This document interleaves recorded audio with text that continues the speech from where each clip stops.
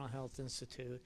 I'm also the chair of the state's Mental Health Crisis Response Commission, which is tasked with studying and making recommendations to the legislature in terms of crisis programs, funding, and those kinds of things. So I want to thank everybody for being here.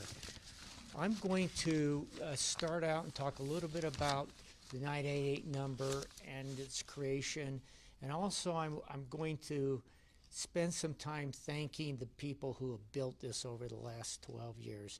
This is not something that just happened overnight. We've been working at this for a very long time.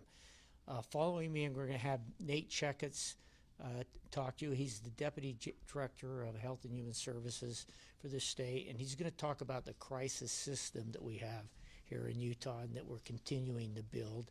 And then we're going to have Rachel Zinski come up and talk. She is the Director of Crisis Services, which include the Safe UT app, the mobile crisis teams, and obviously the 988 crisis suicide prevention and crisis lifeline that we're going to be here talking about today. And then followed by Diana Barasteros. I knew I would mess this up. Who's one of our crisis workers, is going to talk a little bit about what it's like to kind of work on a crisis line. This is really a momentous occasion today, and that may seem like an exaggeration when you're talking about a one-year anniversary, but I think you have to put this in context of what this is nationally. At the same time we started the 988 number last July, the entire country started 988. 200 crisis centers across the country. And in the past year, we've had over 4 million people call, text, and chat on the 988 crisis line. That is monumental. I think the other thing to think about is, what does this pretend in terms of the future? How many lives are we going to save over the next decade or so? How many people are we going to provide service and care for when there's nowhere else to turn? And so that's significant. And I think the other thing to kind of recognize, as being Utah citizens, maybe we should all take some pride in the fact that the 988 number was actually conceptualized and mobilized here in Utah. And that was really done by two very unique individuals in the legislature. First, we need to recognize Senator Daniel Thatcher, who was the first person to really recognize that if you're in distress, if you're contemplating ending your life, you're probably not going to remember a 10-digit number. And so Senator Thatcher started pushing, hey, we need to get a 3-digit number that mirrors 911. We need every citizen in the United States to know, if you have a mental health or substance use crisis, you need to call this 3-digit number. Just like everyone knows 911, and if you're in a medical emergency, you dial that. What do you do if you're in a psychiatric crisis? So Daniel started this in 2013. He partnered then with Representative Steve Illison and these two Cape Crusaders, that's what I like to call them, went about creating so much legislation on mental health and substance use, and in the past, 7, 8 years have created more legislation, provided more resources to the mental health community than probably in the entire history of the Utah legislature. So kudos to those two. The other thing that the two of them have done is engage our congressional folks in D.C. in terms of actually promoting this on a national basis. Initially it was thought, well, why don't we start a 3-digit number in Utah? And then it became, no, let's do this on a national basis. And so they engaged with both, with our delegation back in Washington, the late Senator Hatch and Representative Chris Stewart signed on to kind of push this through. And over the next 3-4 years, really push Congress forward in terms of developing legislation to kind of solidify a 3-digit number. And that happened in 2018.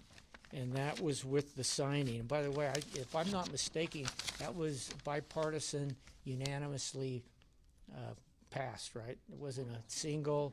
This. 435. Pardon me. There was one no. 1 no out of 430. Now, if you follow the news, how unusual is that? You know, bipartisan, unanimous decision in Congress. But in 2018, they passed the National Suicide Prevention Hotline Improvement Act, which actually gave us the 3-digit number and also gave us a lot of resources to stand up call centers across the country, and also gave us really firm understanding of what a crisis, what it takes to be a national crisis line. And so we want to thank those 4 people. And really, it's really interesting when you get 3 or 4 people who are really motivated what they can do and what they can create. And so thank you to the 2, Senator Thatcher, who's here in person today, and also Representative Elis. And thank you. Maybe we can give them a hand for everything. So there are many people to recognize, and I will apologize a little bit up front. I hope I don't miss anyone.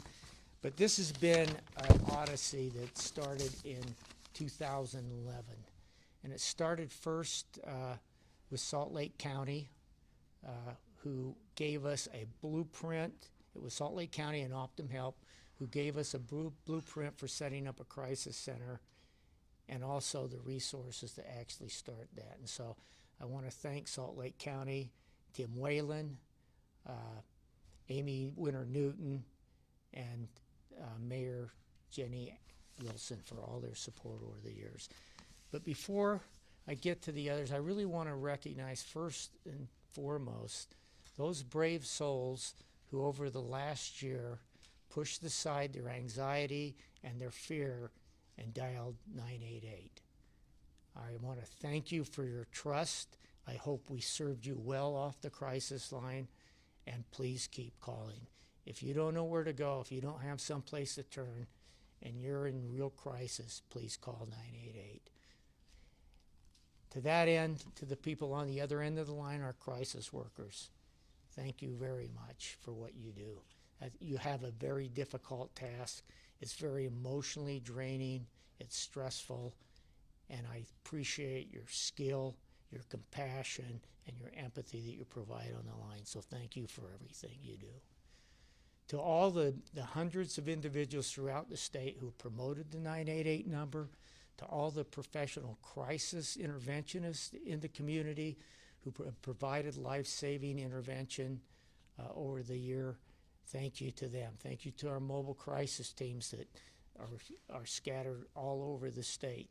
Thank you to law enforcement, fire, and EMS groups. You guys really are the heroes in this state. Thank you for everything you do on a daily basis. Much appreciated.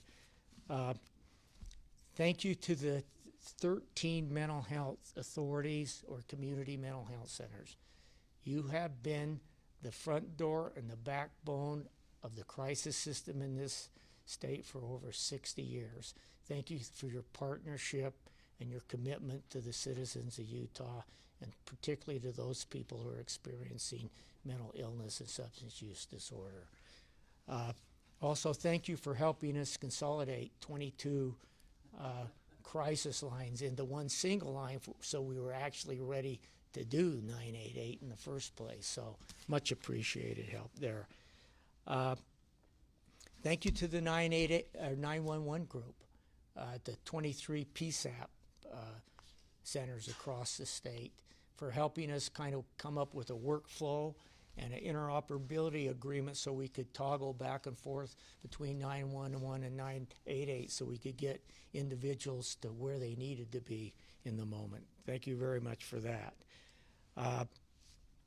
Thank you to the AG's office. Thank you to Sean Reyes, who was a big supporter from the get-go. Thank you to Rick Cantrell, Rebecca Lee, previously Deandra Brown, and Catherine Rhodes and Missy Larson. Thank you very much for helping out with that. Also, thank you to the group that really created the architecture for the whole crisis call system, the warm line, and basically the system in the beginning. And it's important to kind of recognize those folks that did it. So put that together for us. So I want to recognize Barry Rose, Mike Trappoletti, Tori Yates, Don Fenimore, Amber Montero, Kenny Martinez, Amanda McNabb, David Eldridge, formerly, and then previously Juliana Briscoe, Janelle Robinson, and the late Mary Talboys. Also, I'd like to recognize Tom Wolf for his contributions in terms of standing that up. Also like to represent or recognize the state's Department of Health and Human Services, who have been our day-to-day partners in terms of managing the crisis system and the crisis line in Utah. I want to thank Tracy Gruber, Nate Checketts, who you'll hear from in a few minutes, Brent Kelsey, Nicole Takumat, and her team, and previously Doug Thomas and Kim Myers for their contribution. I need to thank Governor Cox for his support over the years. He's been a big supporter of suicide prevention and the crisis line from the very get-go. In fact, the first year when we stood up the Crisis Commission, he was a member of the Crisis Commission. So thank you, Governor Cox, for your continued support. Speaking of the Crisis Commission, I am so gratified to be a part of this commission. We have 28 voting members. We have another 30, 40 people who join our meetings. This is a lot of work. We meet 10 months a year. And the thoughtfulness of this group is outstanding. The success we have had in terms of pushing legislation through from this group is really pretty spectacular. And so I really want to thank that entire group, too many to name right now, but the broad spectrum of across the state representation on that committee. So I want to thank you for your conscientious thoughtfulness, energy, and commitment to getting it right. So thank you, commission members. And of course, I want to thank the Utah legislature, who's been there whenever we've needed them. Big support, understand what we're doing, understand the commitment, and it's helpful in every way that they can. And then lastly, I need to thank our own folks. I take great pride in working for an organization that cares about not just Salt Lake community, but the broader community of Utah. And so I want to thank Dan Lundergren and the University Hospital and Clinics for their support.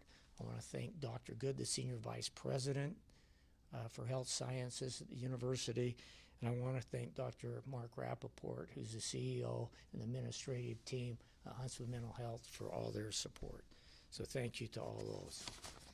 So with that, you can see that a lot of people have been involved in this, and I've missed probably hundreds of people. So everybody out there, please take a bow.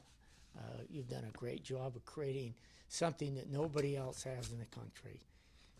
We're on the precipice of creating probably the most comprehensive, coordinated crisis system for a state in the country, and will be a model for other states coming forward. So with that, I'm going to turn it over to Nate Checketts, who's going to talk to you about that.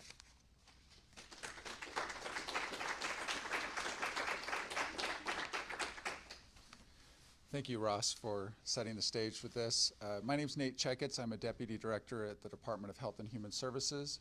I'm excited to talk about the role that the crisis line plays in our overall goal to be able to ensure that all Utahns have access to fair and equitable opportunities to be able to have live healthy and safe lives. as we all know, the mental health state in our state and our nation faces severe crisis and severe issues. Last year alone, every day we lost 2 Utahns to suicide, and every week we lost 11 Utahns to substance use and to unintentional deaths from substance use.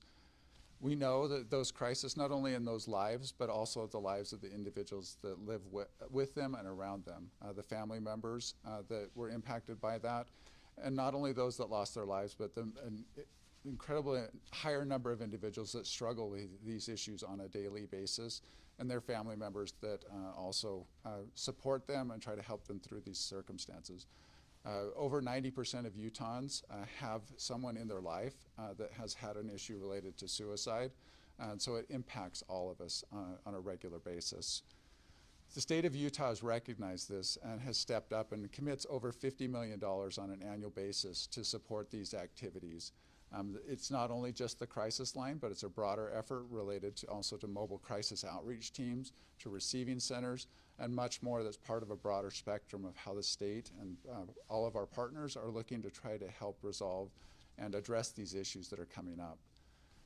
The state is also looking to expand how we fund those things. We recently received some indication from the federal government that we're going to be able to add some additional Medicaid funding to the crisis line work, which is something we've been seeking for a while, to be able to augment the state dollars that we've been putting in there with federal participation. We've also been working with our partners to develop a plan. I mentioned all of this broad system and all the different players that are involved in this. And the enthusiasm that there has been related to trying to address these issues. So the Department of Health and Human Services is working with the Utah Hospital Association, with the Huntsman Mental Health Institute, and other partners to create a behavioral health master plan that outlines key strategies, priorities, next steps the state should take. That plan should be coming out in the near future, and we're releasing that as a draft so that interested individuals around the state can be able to provide feedback on where the state should go next in these efforts. We know that 988 is part of this broader system. It is a key part of the hub. It serves as a hub for what happens in response to these crises. And we are happy to know that any individual in the state of Utah, across the state of Utah, can reach out and connect with that hub and receive these services. Then they can do that anytime, any place, anywhere to be able to access that type of information. I'm excited that the Department of Health and Human Services has been able to help participate in these programs, to help develop them, help fund them, and I'm excited to turn the time over to Rachel Lusinski to be able to, as the director of that center, to talk in more detail about what the crisis line has been able to do.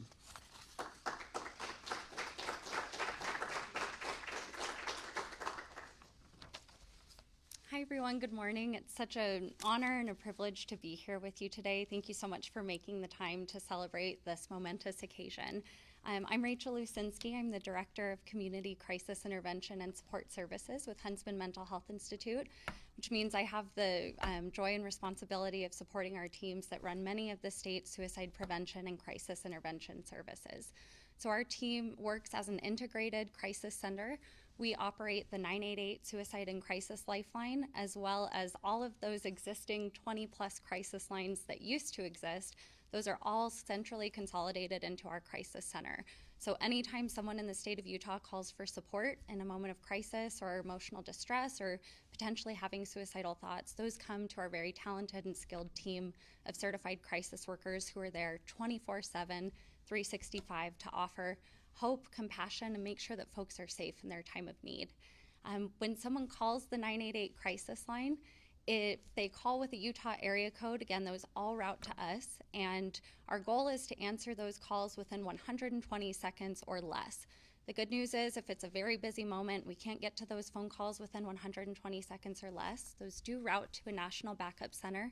Ross mentioned it's a network across the country of more than 200 centers that work together to save lives every single day. I'm very proud and thrilled to report that as of last month, we answered our calls that came to the crisis line in 9 seconds or less. So that's not even enough time. Yeah, thank you.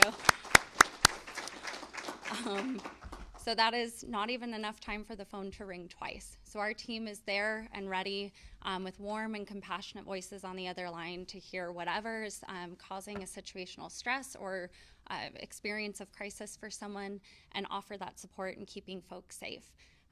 We are excited to share some statistics. We've got a few key stats up here, and I'll go over some of those as well. Last fiscal year, so looking at July 1st of 2022 through June 30th of this year, 2023, we received almost 97,000 calls to the Utah Crisis Line. So it's heartbreaking to know that there's that many folks that are in need in our community. We're also very proud to share that 90% of those calls were answered in state in Utah. We talked to almost 87,000 people last year, and 35% of those calls originated from someone calling the 988 crisis line. Prior to the launch of the 3-digit number, 25% of the calls came from the 988 equivalent. And so, like Senator Thatcher predicted, it's much easier for folks to remember a 3-digit number in a time of crisis than a 10-digit number that hopefully you had saved in your phone. Our team, I can't stress enough how talented and compassionate and highly trained they are, those folks that are on the other line, or on the other end of the line. And we have some very incredible outcomes that I'm excited to share today. When someone calls into the Utah Crisis Line, last year we were able to resolve 90% of those concerns over the phone. So our team was able to understand what the situation was, de-escalate someone in an emotional crisis, assess the level of safety, and make the appropriate referral. And our philosophy and goal is to always keep people in the least restrictive level of care possible in their community, in their own safe space when they can, and making appropriate connections and referrals to the many community partners Ross highlighted, partners that are local mental health authorities or potentially with our MCOT team. So again, 90% of those resolved over the phone. 5% of the time, someone was in a crisis situation where it was acute enough that they needed an in-person, face-to-face response. So we made referrals 5% of the time to mobile crisis outreach teams, which are teams of a master's level clinician and certified peer specialist that can respond in person, assess the situation, and make appropriate referrals from there. 3% of the calls that came into the crisis line were referred to a higher level of care, whether that's an emergency department or a no refusal receiving center. We're very excited to see the Crisis Care Center in South Salt Lake that will be coming online in the coming years. And that will be another incredible resource for our team to connect folks to. 2% of the time, our team did have to coordinate with law enforcement officers or emergency medical services to initiate a life-saving intervention, or what we call an active rescue. There is a misconception that if you call 988, a police car might show up at your door. Again, we work as often as possible to preserve those resources, keep our law enforcement teams out in the community addressing public safety concerns, and working with our behavioral health teams to help folks in a mental health crisis. So that's 1,700 lives across Utah that were saved because our team was able to make those appropriate connections to our community partners. We did have a little bit of an inside track with Senator Thatcher and Representative Elison, knowing that a 3-digit number was the goal. And so as of 2018, we began preparations hoping that the 3-digit number would come to fruition. So in fiscal year 21, we hired 40 new crisis workers gearing up for the launch of 988. And when we went live July 16th of 2022, almost 1 year ago, we had a 90% answer rate that day, which was one of the very top answer rates, the best access to care across the country. So thank you for helping make sure that we were ready to go when folks were aware of that. And this last year, we were able to bring on 42 additional new members of our team. So we're continuing to expand the access to our services and make sure that those speed to answer times get even faster. When folks call in, we do see some common trends. The top reason that people identify that they call into the crisis line, about a third of the time, folks say it's a situational stressor. So there is some concern that we hear from community members. I'm not actively suicidal. I don't want to call 988. I don't want to take that resource away from someone who might be in more need than me. A crisis looks different to every single person. It could be job loss, a relationship loss, a death in your family, or potentially thoughts of hurting yourself. So please, if you're thinking about calling 988, that's the right sign that you should call 988. Give our team a call. We're here 24/7 to offer that support and connect you to whatever the resources you need. 17% of the time, we did get calls from folks who were actively thinking about harming themselves or in the process of attempting suicide. And so there are folks who are very, very at risk that call in and are still with us today because of the incredible investments and partnerships that have been visionarily planned and pioneered right here in the state of Utah. So I am very excited to pass the floor over now to one of our talented crisis workers, Diana Ballesteros. She's been with our team and has done an incredible job on the crisis line and is so great with connecting to others that we've moved her to our one of our outreach specialists to go out and make sure that people are aware of our services. So Diana, I would love to hear your experience working on the line and what it's like when someone's brave enough to make that call.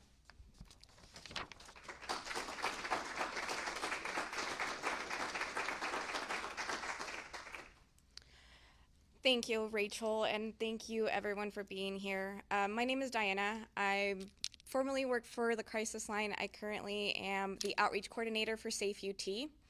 And one thing that I don't know many people understand is how hard it is to pick up that phone and be willing to talk to someone you've never met, someone you have never spoken to, and tell them why at this moment you feel like you're in crisis.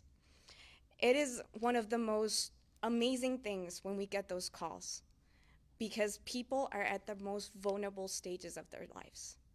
It is one of those things that as a crisis counselor, I am so thrilled when people call, whether it's because they're anxious about their work, because they're going through school and they are seeing all of these things coming in and they don't know what to do and they're so frustrated and overwhelmed and they don't have someone to talk to. One of the things that many people may not know is that as a crisis counselor, it takes a lot of energy to be on the other side of the phone and know that we can be here with empathy and with the willingness of wanting to help the individuals that need that extra support. Every single one of us on the crisis line, on 988, on the warm line, and on Safe UT do this job because we care about the members of our communities. We care so much that we're willing to put our own feelings aside, knowing that it is okay not to be okay. And it is okay for us to say, what can we do to help? How can we listen? How can we make sure that you're feeling heard and not alone?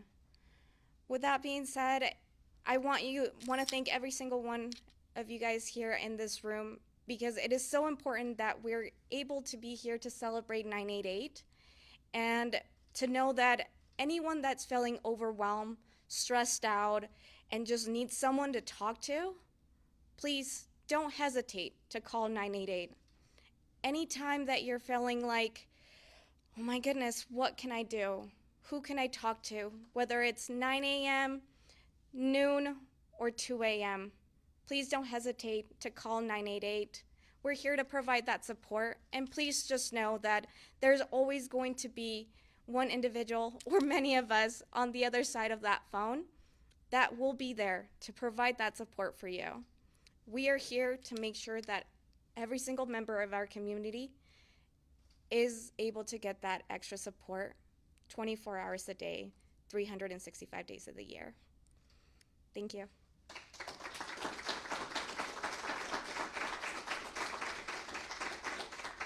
Thank you, Diana. Thank you, panel. That concludes the formal part of our presentation, and we're willing to take questions if there's still time. Yeah, we'd be happy to take questions, and I also wanted to point out that Diana speaks Spanish as well, so if we have questions from our Spanish language media, she's happy to answer in Spanish. Thank you. We're opening up to media now, and we did this in person so that you guys could all ask questions in person for once.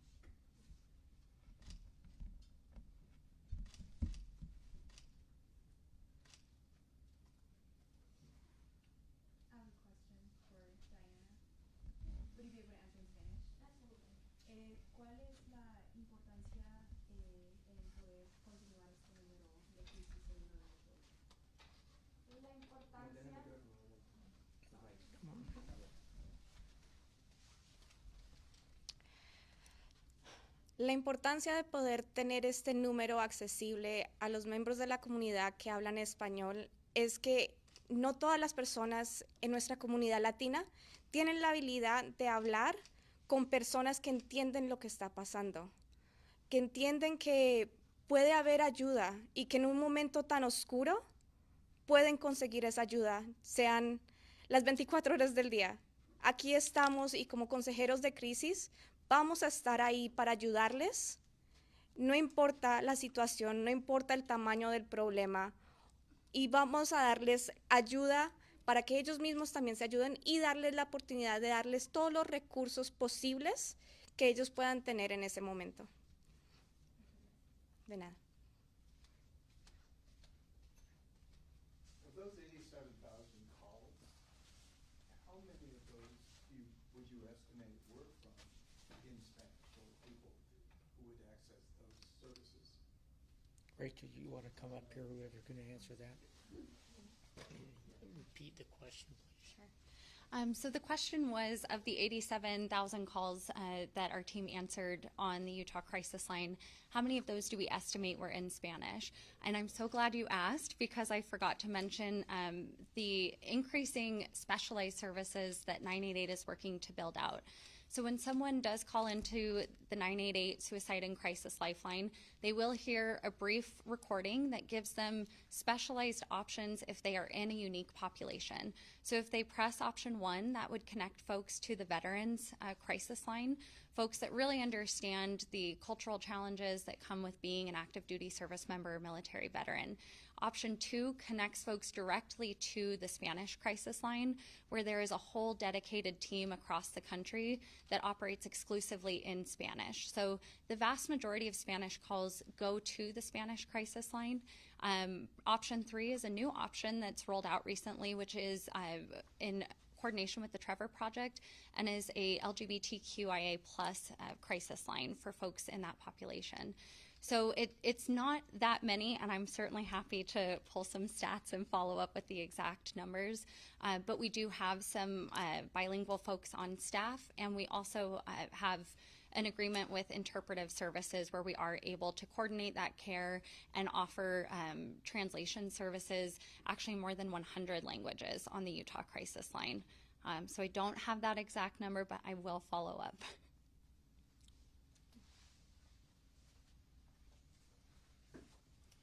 Representative Ellison.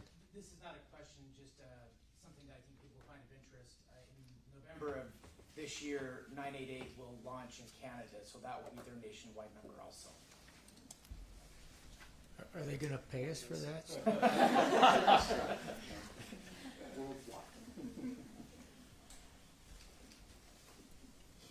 Any other questions? You know, I noticed that a cultural nuance when Diana was speaking. When she was up here speaking English, there was no hands. And she started speaking Spanish.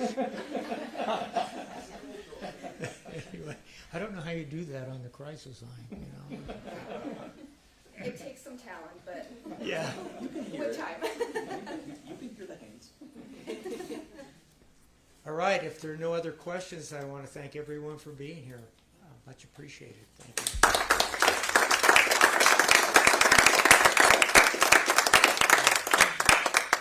Thank you, everyone. We can coordinate individual interviews as well, probably out in the hall or wherever you want to set up, so let us know. Perfect, thank you.